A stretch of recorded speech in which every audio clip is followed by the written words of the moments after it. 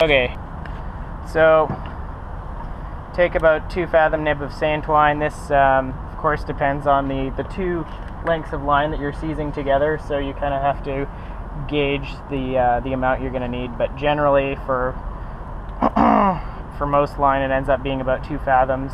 You eye splice the end of it. This is not the only way to do it. I've seen various other ways, but this is a pretty standard way. You'll find it in the Marlin Spike Sailor, which is an excellent book if anyone's interested. So you hitch the eye splice through both of the legs that you're going to seize, and ideally, if at all possible when you're doing this seizing, you want to set your seizing up, your 2 lines that you're going to be seizing, you want to set them up as tight as possible. So if there's a situation where you're seizing a tail or something, and you can put tension on both of the lines and bring them close to each other, you're going to achieve a much better seizing that way. If you're just trying to seize 2 loose lines on deck, it becomes a lot more difficult. So you also want to make sure that your 2 lines are sitting nice and flat next to each other. If you just start wrenching on your seizing with your Marlin spikes, sometimes they'll cock to the side like this. You got to work them back into place continually. So you want them nice and flat. You want the eye of the eye splice right in between the 2 legs of the seizing. And then you're going to lay each turn upwards from the next one, from the first one. And each turn is going to be Marlin spike tight. So you're going to hold the strands so that they don't collapse, run sideways. And you may need to adjust the eye splice back if you pull it too far. You could even bring the camera a little closer. Do you ever pull back through the eye? Yeah, I pull it back through the eye, Bruce. And then each turn, you're going to hold the tension with your thumb. The key is to not lose any tension at all while you do this. So I'm holding the tension with my one hand on the seine twine.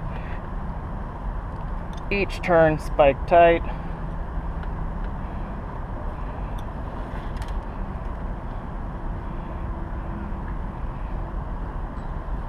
Same thing, make sure they're sitting flat right next to each other.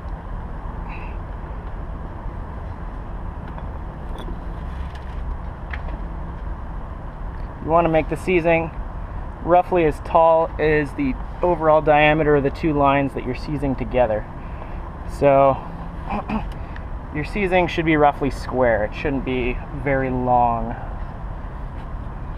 And if you're using the right diameter twine, this is going to give you enough force to hold pretty much any amount of force on the line.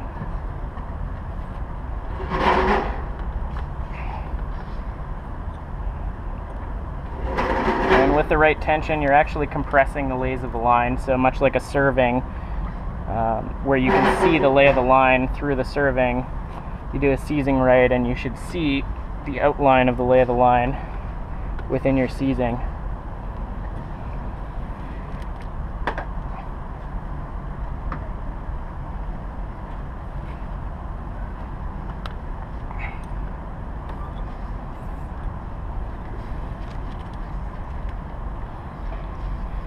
So once you've built your seizing up high enough, and you determine it's about the right height,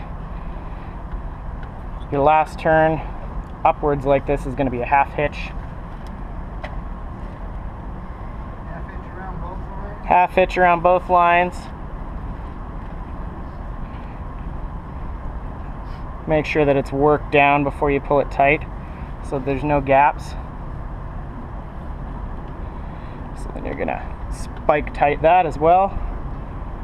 Always be working it down, especially if it's riding up.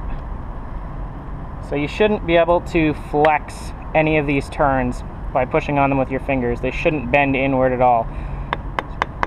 Should be nice and tight. Second set of turns on a regular round seizing goes downwards and are hand tight so that you don't pull apart the first set of turns with your Marlin spike.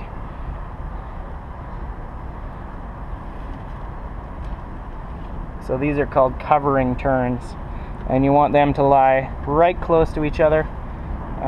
If they're tending to slide down a little bit, what you can do is actually twist the seine twine and lay it up in the direction that it's laid, which should be clockwise, and that actually makes it want to sit upwards in the little slot that's created by the other strands.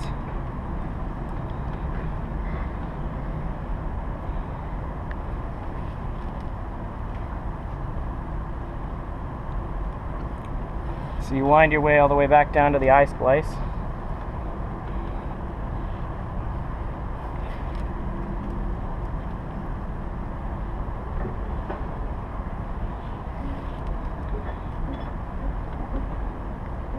Once you hit the eye splice, you want to open it up a little bit with your marlin spike. Make sure you can get the line through there.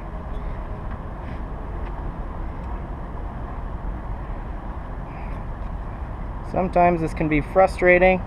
If the splice is super small, if the eye is super small, you can put a seine twine puller through there. It makes it a little easier. So at this point, you're down through the eye, bring the strand up through the crotch of these two top strands, the lines you're seizing.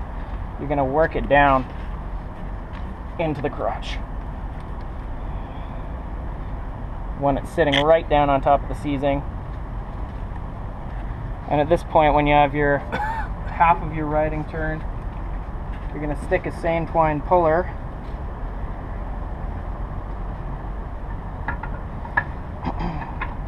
under your first turn, with the direction of the pull being out into the left. So you stick that under there and tighten this back up. Same thing when you bring it under the bottom. Spike tight it.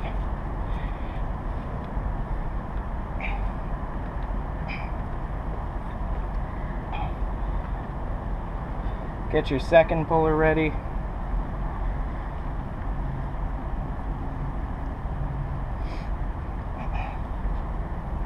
So you're going to bring a second riding turn over. Your first puller is going to be pulling to the left and out between the two strands. The first puller should be pulling from the center between the two strands out into the left. So once both your pullers are in, same thing, spike tight it.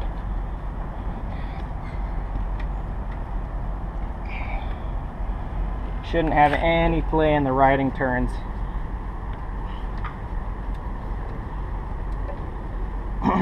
So then, once you get to the finishing point here where you're going to make the knot, put your tail up through the first puller in line, and you're going to pull it out and to the left.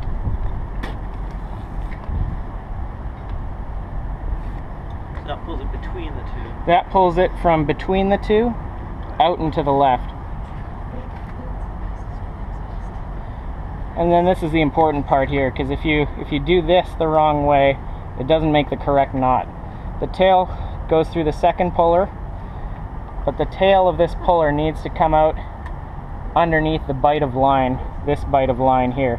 If it goes on top, it doesn't create the same knot. So you want to take as much slack out of the seine twine as you can.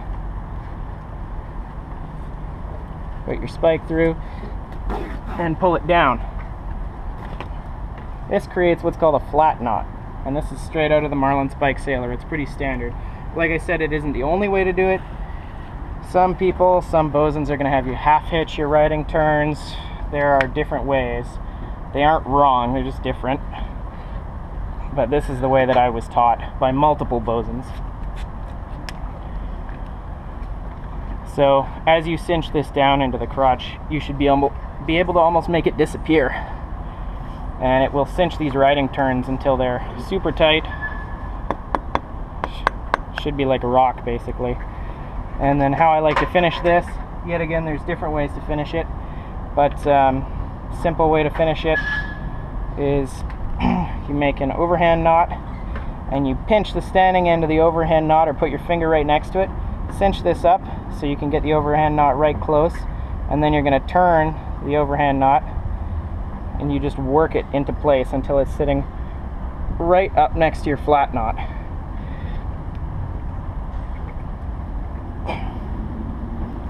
Once you work that tight, you can snip it off.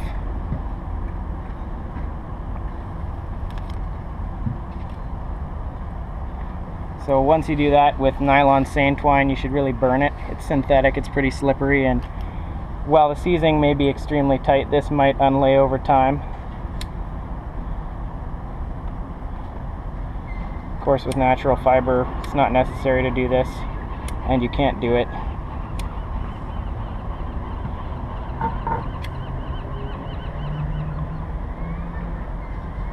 And I melt it right up to the overhand knot.